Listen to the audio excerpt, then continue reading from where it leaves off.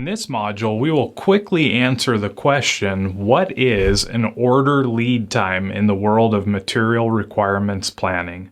Order lead time is a planning factor that many ERP and MRP systems use to plan and calculate the amount of time required to produce a product. While the order lead time is generally not the total lead time, it does take up a portion of it. Formally defined, order lead time is the time taken from placing an order with a supplier to the time the order is received.